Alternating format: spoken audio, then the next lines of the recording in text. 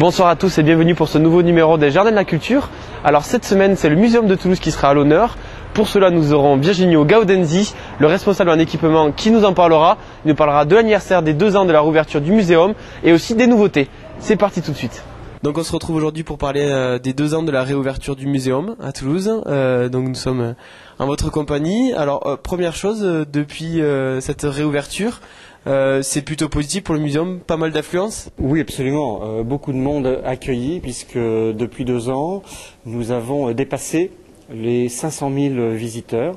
La première année, nous avons fait évidemment un démarrage relativement exceptionnel et bien au-dessus de nos prévisions avec 300 000 visiteurs. La seconde année, qui a été une année, on va dire, d'exercice complet, nous avons eu plus de 200 000 visiteurs, ce qui est au-dessus de nos objectifs, puisqu'on pensait tabler sur 180 000. Donc on peut dire qu'effectivement, le lancement du nouveau muséum de Toulouse est une réussite et qu'il y a déjà eu beaucoup de monde. 500 000 visiteurs aujourd'hui, ça représente le deuxième chiffre d'affluence, juste après celui de Paris, c'est ça? Donc plus que convenable. Oui, absolument. Les chiffres là-dessus sont formels.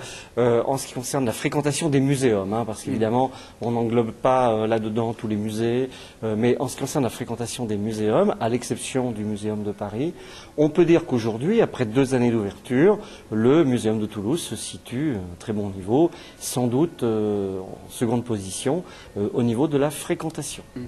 Alors, on a parlé de cette réouverture, il y a eu 10 ans de travaux au Muséum de Toulouse. Alors pourquoi autant de temps pour faire ces travaux? Qu'est-ce qui n'allait pas ou qu'est-ce qu'il a fallu refaire? Parce que de refonder un équipement de cette taille, de le reformuler de manière complètement différente, sans le trahir, parce qu'on était un muséum, nous sommes restés un muséum, ça prend du temps. Donc le temps du projet, le temps des études, le temps du développement. Il y avait évidemment un bâtiment qui était pratiquement à refaire, à restaurer, à agrandir. 10 ans, c'est un temps, on va dire, peut-être long, mais le projet n'a pas chômé.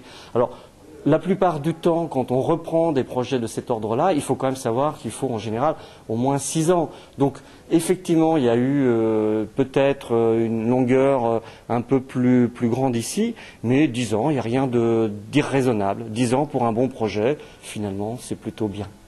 Bon, justement, on va parler des nouveautés, puisque avec l'anniversaire des 2 ans de la réouverture, il y a quelques petites nouveautés qui sont à découvrir pour le public, notamment bientôt, ça sera dans un peu plus d'1 mois, le 25 mars, l'ouverture du laboratoire.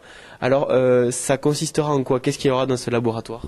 Alors des nouveautés, oui, parce que c'était prévu en fait dans la réflexion sur le projet. Nous avions souhaité phaser un peu la mise en service du nouveau muséum. Donc on a ouvert il y a 2 ans avec l'offre d'exposition permanente. Pour le premier anniversaire, nous avons ouvert la première exposition temporaire et mis en place notre politique d'exposition temporaire. Pour le second anniversaire, donc cette année, nous avons programmé donc l'ouverture d'espaces qui sont des espaces pédagogiques, des salles à destination des publics, qu'on appelle effectivement le labo et l'atelier, qui sont complémentaires. Dans le labo, le visiteur sera invité à des leçons de choses, à être en contact avec des objets et à développer une opération, on va dire, scientifique, avec l'encadrement nécessaire. Donc il va toucher les objets et il aura aussi accès à des objets qui sont dans des réserves. Donc il pourra voir comment fonctionnent des réserves, ce qui est généralement secret dans les musées. Donc dans le labo, on va être dans le savoir-faire et dans l'atelier, par contre, on va être davantage dans le savoir-être, c'est-à-dire qu'on va proposer aux visiteurs de se projeter dans des comportements qui sont des comportements durables, respectueux, pour que la relation avec l'environnement se fasse dans les conditions optimales. Donc savoir-faire d'un côté, savoir-être de l'autre, 2 salles qui ouvrent effectivement fin mars et qui constituent une offre nouvelle pour le muséum. Finalement, ce qu'on peut dire aux gens qui n'ont jamais mis les pieds dans un muséum, et plus particulièrement ici, le muséum, ce n'est pas uniquement des squelettes de dinosaures, d'éléphants ou je ne sais trop quoi. Il y a finalement quelque chose de plus complet. On le voit aussi derrière nous avec quelque chose sur tout ce qui est alimentation. C'est vraiment ça la volonté du Muséum de Toulouse, c'est d'offrir quelque chose vraiment de cultiver les gens. Oui, effectivement, c'est comme ça que le projet a été pensé. Bon, moi, j'étais pas là à ce moment-là, mais Jean-François Lapère, qui est le directeur de cet équipement et qui l'a pensé, a souhaité faire passer le muséum, qui était un muséum, on va dire, tourné vers le témoignage, vers, on va dire, l'étude des collections, vers un muséum qui garde évidemment cette mission-là, qui est une mission importante, mais qui soit aussi ouvert sur la société. Passer du musée témoin au musée acteur, faire en sorte que au musée, on trouve de l'information instruite sur des sujets qui concernent la relation homme, nature, environnement, mais qui sont aussi en phase avec les problématiques d'aujourd'hui. Donc il a imaginé faire une sorte de plateforme avec une offre diversifiée. Alors on n'en a pas parlé, mais donc parmi les personnes, s'il y a encore des Toulousains qui ne sont pas venus au muséum, qui ne font pas partie des 500 000 visiteurs qui sont venus, il y a aussi la possibilité maintenant, là aussi c'est une nouveauté, de regarder les collections en ligne. Alors là aussi, quelle est un petit peu la volonté de mettre ces collections en ligne? Déjà, est-ce que toutes les pièces du muséum sont présentes sur le site? Alors, là encore, il faut restituer les choses dans le cadre de la réflexion globale. Il est clair que le web, la visibilité du muséum sur le net a été dès l'amont pensée comme étant un élément de l'offre globale. Donc effectivement, nos visiteurs viennent nous voir et on espère qu'ils vont continuer à venir nous voir, mais on souhaite que nos visiteurs et nos indicateurs nous montrent qu'effectivement, il y a une bonne fréquentation de notre site web, qui est un site assez riche, puisqu'on peut y trouver des informations qui sont des informations pratiques, mais aussi des éléments complémentaires sur notre programmation, et aussi un certain nombre de services.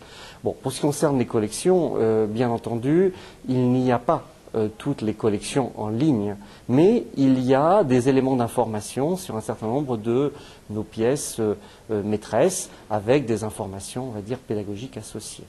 Mais on ne trouvera pas toutes les collections. Vous savez, il y en a un chiffre beaucoup considérable. Voilà, hein. Justement, une question un peu difficile.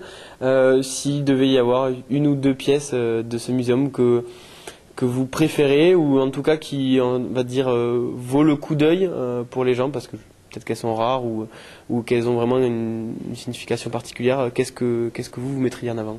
Alors c'est une question un peu difficile et puis chacun peut l'apprécier de manière différente. Je dirais que dans ce musée, de toute façon, il y a beaucoup de pièces très intéressantes, que chacun peut faire un choix un peu différent. Dans ce musée, ce qui est intéressant, c'est l'ensemble de l'offre, c'est la diversité de ce qu'on y présente. On ne peut pas dire qu'il y a une Joconde. Et d'ailleurs, on n'aurait pas souhaité que le musée soit simplement un musée de valorisation d'un seul élément. Après, on peut faire des choix. Moi, ce que j'observe, c'est que les visiteurs sont très intéressés par un certain nombre de pièces de collection. Il y a un élément quand même qui est un élément assez rare, qui est, vous l'avez sans doute aperçu, ou en tout cas les visiteurs qui sont venus, donc ce qu'on appelle le mur des squelettes, qui est donc dans le cadre de la paroi vitrée, la paroi courbe qui a été voulue par l'architecte. Donc nous avons installé près d'une centaine donc de squelettes qui ont été réinstallés dans des positions dynamiques, et ça crée quelque chose qu'on n'a pas coutume de voir.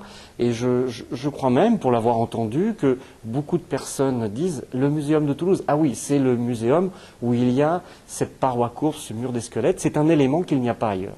Donc ça, je pense que ça vaut vraiment le coup. Mais bon, on peut aussi choisir d'autres pièces remarquables. Bon, enfin, dernier mot pour finir sur ce muséum de Toulouse qui fête ses 2 ans, donc on l'a dit, pour sa réouverture. Le muséum, donc là on a parlé plutôt de la partie entre guillemets intérieure. Il y a aussi les jardins du muséum qui là aussi valent le coup d'œil. Alors un petit mot pour conclure sur ces jardins. Oui, absolument. Il faut aussi rappeler que dans le cadre du muséum du centre-ville, il y a aussi le jardin botanique. Donc les visiteurs qui viennent ici au centre-ville peuvent visiter le jardin botanique et ses serres. Donc il y a une ouverture vers l'extérieur, vers le jardin. Mais Dans le projet initial aussi, et c'est une originalité qu'on n'a pas ailleurs, donc il y a un deuxième bâtiment qui appartient au muséum, qui est le muséum, et qui s'appelle les Jardins du muséum. On dit aussi les Jardins de la Maorine, donc qui est situé à bord de Rouge. Alors là, on a une offre effectivement complémentaire qui est structurée autour de plusieurs éléments. D'abord un potager du monde, donc 7000 m², on va dire, d'exposition extérieure, avec un regroupement des présentations vivantes autour de la notion de potager et autour de carrés, on va dire, géographiques. Donc là, il y a une visite en extérieur très, très intéressante et qui est renforcée par la présence de médiateurs qui donnent les explications nécessaires. Il y a un élément qui est issu, on va dire, du passé et que nous avons conservé. Il y a un étang, la Roselière, qui se visite là encore accompagné et en nombre limité, et qui est en quelque sorte un espace naturel en plein cœur de ville, bon, avec la possibilité d'observer la nature dans ce qu'elle a de plus remarquable. Alors ça, évidemment, il faut prendre rendez-vous et être accompagné. Et puis, il y a une offre pédagogique, donc il y a la possibilité de participer, là encore, à des activités autour de la connaissance de la nature, donc avec les animateurs. Et dans ce cadre-là, il y a aussi un espace d'exposition. Et d'ailleurs, ces jardins qui ne sont pas ouverts toute l'année, mais qui vont ouvrir donc à la belle saison, à partir du mois de mai cette année, accueilleront une opération qui est une opération un peu intégrée, avec une exposition et toute une série d'animations autour d'une thématique liée à la biodiversité et à la préhistoire, qui s'appelle pollen. Donc voilà, les jardins de la Maorine, cette année, si vous y allez, vous pourrez en plus bénéficier de cette opération autour des pollens. Voilà, c'était donc la partie consacrée au Muséum de Toulouse et à son anniversaire des 2 ans. Nous passons tout de suite à un reportage de Vanessa Nourrisson sur la calligraphie du festival Made in Asia. Le festival Made in Asia, organisé par l'association Chin Chin, en est à sa 3e édition. Il propose jusqu'à demain des ateliers permettant au public de s'initier aux cultures asiatiques. Cette semaine, nous avons assisté à l'atelier de calligraphie chinoise à l'espace Asia, 5 rue Croix-Baragnon. Si on écrit à stylo, c'est pas la calligraphie chinoise. Et donc on est obligé de travailler avec le pinceau. Nous avons décidé en 2008 d'organiser un véritable festival, donc un festival des cultures d'Asie, qui a pour objectif d'aider à mieux comprendre toutes les cultures d'Asie à travers tous les champs artistiques.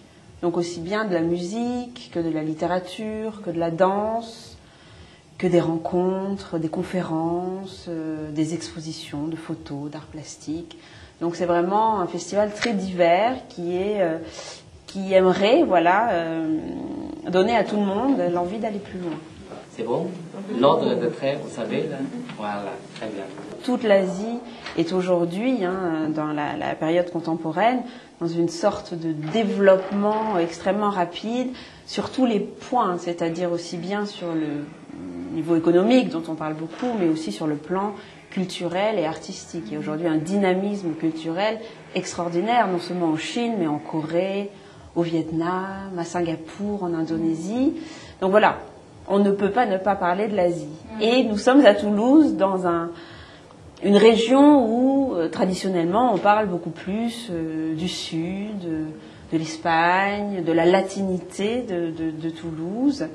Et nous avons eu envie de parler d'autre chose à Toulouse. Et puis nous avons constaté assez vite que la réponse du public était vraiment très favorable. Donc il y avait une attente que nous essayons, à laquelle nous essayons de répondre. Le festival Made in Asia propose encore des activités jusqu'à ce dimanche 14 février. Vendredi, il y a à 18h à la salle du Sénéchal une conférence sur le bouddhisme et plus particulièrement sur l'influence que peut avoir le bouddhisme dans nos sociétés contemporaines occidentales. Il y aura au cinéma Le Rex à Blagnac un très beau film qui vient de sortir, un film franco-coréen de la réalisatrice Ouni Lecomte et qui s'appelle Une vie toute neuve, qui est un film bouleversant sur l'histoire d'une petite fille orpheline. Et ce film sera suivi d'une séance de relaxation coréenne. Nous aurons également samedi matin, ici même, à l'espace Asia, rue Croix-Baragnon, une conférence un voyage plutôt sur Hanoï, fait par une guide conférencière de Toulouse, qui a beaucoup voyagé au Vietnam et qui viendra nous présenter la ville d'Hanoï, mais aussi les grands sites touristiques du Vietnam, qui parlera aussi de la gastronomie vietnamienne, voilà. Et à propos de gastronomie, donc j'en profite pour dire que jusqu'à la fin du festival, il y a toujours à l'office, donc l'école de cuisine qui est rue Hydrac, mais également au Galeries Lafayette Maison, il y a tous les jours des cours de cuisine asiatique. Vous pouvez découvrir la cuisine thaï, japonaise, chinoise, soit dans des cours express, soit dans des cours plus longs avec des grands chefs invités. Donc profitez-en parce que les cours se remplissent très rapidement. Et surtout, ne manquez pas le village asiatique qui se tiendra samedi et dimanche, place du Capitole. Au programme, des démonstrations de danse et de boxe thaï, des dégustations de thé et, pour les plus curieux, la visite d'une yourte mongole. Enfin, Nouvel An chinois oblige, les dragons défileront dimanche à partir de 16h. Voilà, c'était donc les Jardins de la Culture. On se retrouve dès la semaine prochaine pour un nouveau numéro. Au revoir.